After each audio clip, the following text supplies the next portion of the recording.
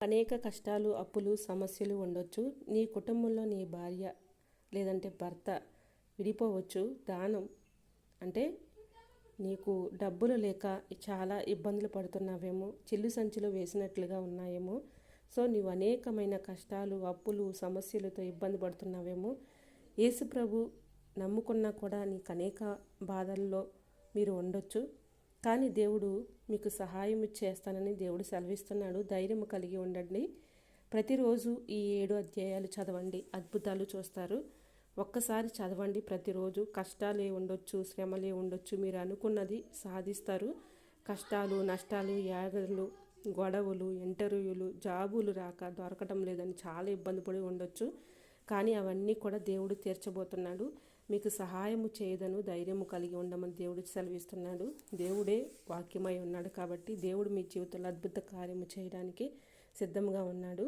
ప్రతిరోజు కూడా ఈ 7 అధ్యాయాలు చదవండి, అద్భుతాలు చూస్తారు.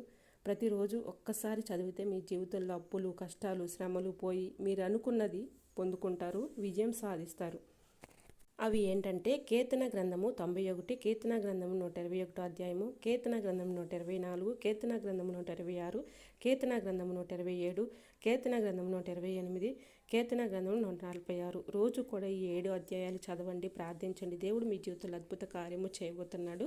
పొష్టిదిగా చూద్దాము. కీర్తన గ్రంథము 91 అధ్యాయము 1వ వచనం నుంచి చదువుకుందాము. మహోన్నతుని చాటున నివసించువాడే, సర్వశక్తిని నేను విశ్రమించువాడు. ఆయనే నాకు ఆశ్రయము, నా కోట, నేను నమ్ముకును నా దేవుడును. నేను యెహోవాను గుర్చి చెప్చున్నాను. వేటగాని ఊరిలో నుండి ఆయన నిన్ను విడిపించును. నాశనకరమైన తెగులు రాకుండా నిన్ను రక్షించును. ఆయన తన రెక్కలతో నిన్ను కప్పును. ఆయన రెక్కల కింద నీకు ఆశ్రయము కలుగును.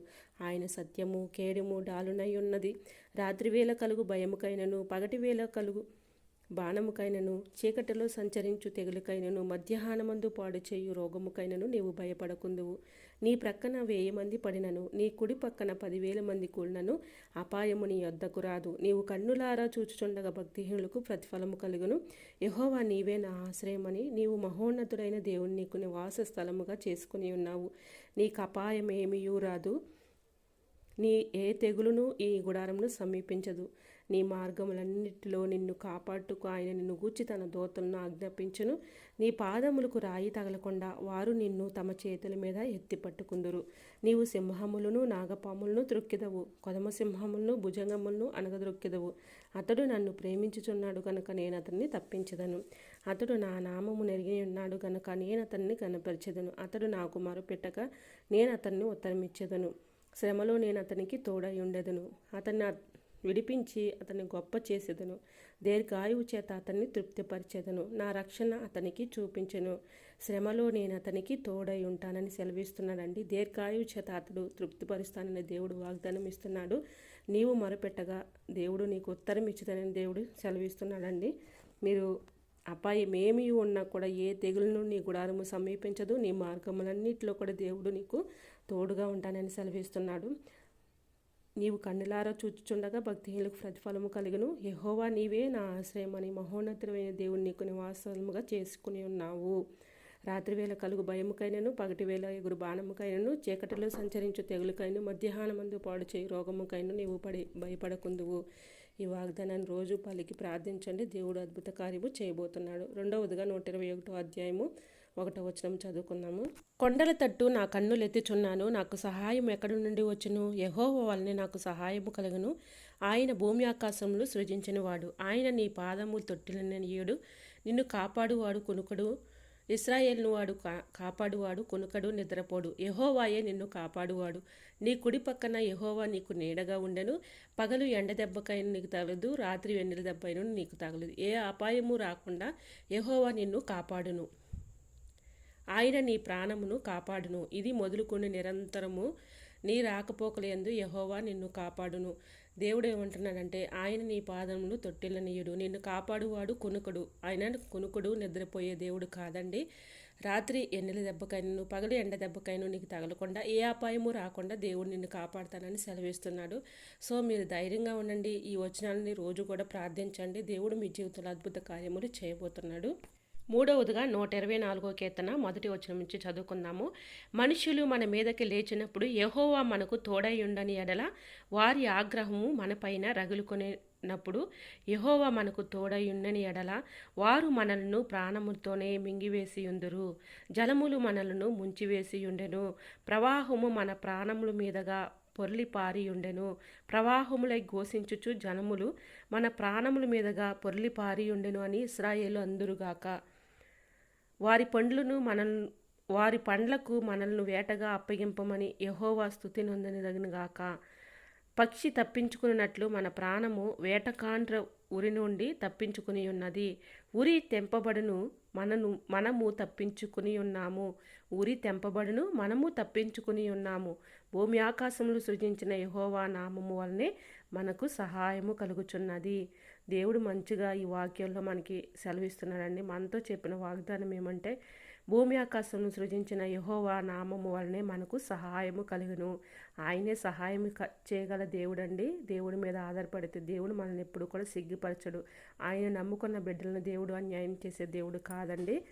ఊరి తెంపబడును, మనము తప్పించుకుని ఉన్నాము. భూమి ఆకాశం సృజించిన యెహోవా నామము వలనే మనకు సహాయము కలుగుచున్నది. చూసారా, ఈ విధంగా అయితే మనం చక్కగా కీర్తన గ్రంథము ఇలా చదువుతూ ఉంటే దేవుడు మన జీవితంలో అద్భుత కార్యము చేయబోతున్నాడు. ఇంకా 4వదిగా చూద్దాము. 126వ కీర్తన, అలానే 1వ వచనం నుండి చదువుకున్నాము. సియోనుకు తిరిగి వచ్చిన వారిని యెహోవా చెరలో నుండి రప్పించినప్పుడు మనము కల కని వారి వలె నుంటిమి. మన నోటి నుండా నవ్వు ఉండెను, మన నాలుక ఆనందగానంతో నిండియుండెను. అప్పుడు యెహోవా వీరి కొరకు గొప్ప కార్యములు చేసినని అన్యజనులు చెప్పుకునేది. యెహోవా మన కొరకు గొప్ప కార్యములు చేసి ఉన్నాడు. మనము సంతోషభరితలమైతిమి. దక్షిణ దేశములో ప్రవాహములు పారునట్లుగా యెహోవా చెరపట్టినబడిన మా వారిని రప్పించుము. కన్నీళ్లు విడుచుచు విత్తువారు సంతోషగానంతో పంట కోసెదరు. పిడికడి విత్తనములు చేత పట్టుకుని ఏడ్చుచూ పోవు విత్తువాడు సంతోషగానము చేయుచు పనులు మోసుకొని వచ్చెను. దేవుడు చూడండి ఎంత చక్కగా వాగ్దానం ఇస్తున్నాడో. యెహోవా మన కొరకు గొప్ప కార్యములు చేస్తానని దేవుడు వాగ్దానం ఇస్తున్నాడు. తప్పకుండా మన జీవితంలో అద్భుత కార్యములు చేయబోతున్నాడు.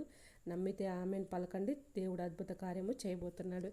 ఇంకా 5వదిగా చూద్దాము. 127వ కీర్తన 1వ వచనము. యెహోవా ఇల్లు కట్టించని ఎడల దాని కట్టువారి ప్రయాసము వ్యర్థమే. యెహోవా పట్టణమును కాపాడిని ఎడల దాని కావలియవారు మేలుకొని ఉండుట వ్యర్థమే. మీరు ఏకోవనే లేచి చాలా రాత్రైన తర్వాత పండుకొనుచు కష్టార్జితమైన ఆహారమును తినుచుండుట వ్యర్థమే. తన ప్రియులు నిద్రించుచుండగా ఆయన వారికి ఇచ్చుచున్నాడు.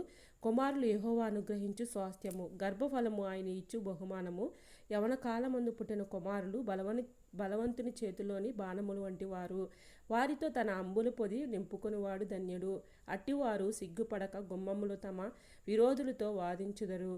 దేవుడు చూడండి, గర్భఫలాలు లేక ఎవరైతే బాధపడుతున్నారో దేవుడు తప్పకుండా వారికి గర్భఫలాలు ఇస్తారని సెలవిస్తున్నాడు. దేవుడు తప్పకుండా మీకు గర్భఫలం ఇవ్వబోతున్నాడు. ఎవరైతే గర్భఫలం లేక ఇబ్బంది పడుతున్నారో బాధపడుతున్నారో సో దేవుడు తప్పకుండా మీ జీవితంలో అద్భుత కార్యము చేయబోతున్నాడు. ఇంకా 5వదిగా చూద్దాము. 128వ కీర్తన ఫస్ట్ నుంచి చదువుకున్నాము. యెహోవా యందు భయభక్తులు కలిగి ఆయన త్రోవల యందు నడుచు వారందరూ ధన్యులు. నిశ్చయముగా నీవు నీ చేతుల కష్టార్జితము అనుభవించుదవు. నీవు ధన్యుడవు, నీకు మేలు కలుగును. నీ లోగిట నీ భార్య ఫలించు ద్రాక్ష వలె నుండెను. నీ భోజనపు బల్ల చుట్టూ నీ పిల్లలు ఒలీవ మొక్కల వలె నుందురు. యెహోవా యందు భయభక్తులు గలవాడు ఇలాగూ ఆశీర్వదించబడును. సియోనులో నుండి యెహోవా నిన్ను ఆశీర్వదించును. నీ జీవిత కాలం అంతా యెరూషలేముకు క్షేమము కలుగుట చూచెదవు. నీ పిల్లలను నీవు చూచెదవు. ఇశ్రాయేలు మీద సమాధానం ఉండునుగాక. యెహోవా యందు భయభక్తులు కలిగి ఉన్న వారికి, ఆయన త్రోవల యందు నడుచు వారందరికీ దేవుడు తప్పకుండా సహాయం చేస్తాడు. మీ చేతుల కష్టార్జితం మీరు అనుభవిస్తారు. నీరు ధన్యుడువు, నీకు మేలు కలిగినట్లు నీ భార్య ఫలించు ద్రాక్ష వలె ఉంటుందని దేవుడు సెలవిస్తున్నాడు. దేవుడు అద్భుత కార్యములు చేయడానికి సిద్ధంగా ఉన్నాడు. భయపడవద్దు, ఆమేనని పలకండి. ఈ అధ్యాయాలు చదవండి. ఇంకా 7వదిగా చూద్దాము. 146వ కీర్తన వచనం నుండి చదువుకుందాము. యెహోవాను స్తుతించుడి నా ప్రాణమా, యెహోవాను స్తుతింపుము. నా జీవిత కాలమంతయు నేను యెహోవాకు స్తుతించెదను. నేను బ్రతుకు కాలమంతయు నా దేవుని కీర్తించెదను. రాజుల చేతనైనను నరుల చేతనైనను రక్షణ కలగదు. వారిని నమ్మకొనుకుడి. వారి ప్రాణము వెడలిపోవును, వారు మట్టి పాలగుదురు. వారి సంకల్పములు నాడే నశించను. ఎవనికి యాకోబు దేవుడు సహాయుడగును, ఎవడు తన దేవుడైన యెహోవా మీద ఆశ పెట్టుకును వాడు ధన్యుడు. దేవుడు చెప్తున్నాడు చూడండి, ఎవడు తన దేవుడైన యెహోవా మీద ఆశ పెట్టుకొనునో వాడు ధన్యుడు. దేవుడు మీకు వాగ్దానం ఇస్తున్నాడండి. చూడండి, దేవుడు మీతోనే మాట్లాడుతున్నాడు. దేవుడైన యెహోవా మీద ఎవరైతే ఆశ పెట్టుకుంటారో వాళ్ళు ధన్యులని చెప్తున్నాడు దేవుడు. ఆయన ఆకాశమును, భూమిని, సముద్రమును, దానిలోని సర్వమును సృజించినవాడు. ఆయన ఆకాశమును, భూమిని, సముద్రమును, దాని సర్వమును సృజించినవాడు దేవుడే కదండి. ఆయన ఎన్నడూనూ మాట తప్పని వాడండి. మనుషులైతే మాట తప్పుతారు. ఇప్పుడు ఉన్న మాట కొంచెం సేపటికి ఏమవుతుందో తెలియదు, కానీ దేవుడు చూడండి ఎప్పుడు కూడా మాట తప్పే దేవుడు కాదండి మన దేవుడు. ఆయన ఎన్నడూనూ మాట తప్పనివాడు. బాధపరచుబడి వారికి ఆయన న్యాయము తీర్చను. మీరు మరి ఈ 2026 సంవత్సరంలో మరి ఎన్నో బాధలతో, ఎన్నో సమస్యలతో ఉండొచ్చు. పోయిన సంవత్సరంతో మరి ఎన్నో కుటుంబ సమస్యలతో, కుటుంబ కలహాలతో, కుటుంబంలో చెప్పుకోలేని బాధలతో, ఆరోగ్య పరిస్థితులతో, ఆర్థిక సంబంధమైన పరిస్థితులతో మరి ఎంతగానో ఇబ్బంది పడుతున్నారేమో. మీరు ఏమీ భయపడవద్దని దేవుడు సెలవిస్తున్నాడండి. బాధపరచుబడి వారికి ఆయన న్యాయము తీర్చను. ఆకలుగొని వారికి ఆహారము దయచేయను. ఎవరైతే ఆకలుగొని మరి కుటుంబంలో కరువుతో ఇబ్బంది పడుతున్నారో అలాంటి వారికి మీరు భయపడవద్దు. బాధపరచబడి వారికి న్యాయము తీరుస్తాను, ఆకలుగొని వారికి ఆహారము దయచేస్తానని దేవుడు సెలవిస్తున్నాడు.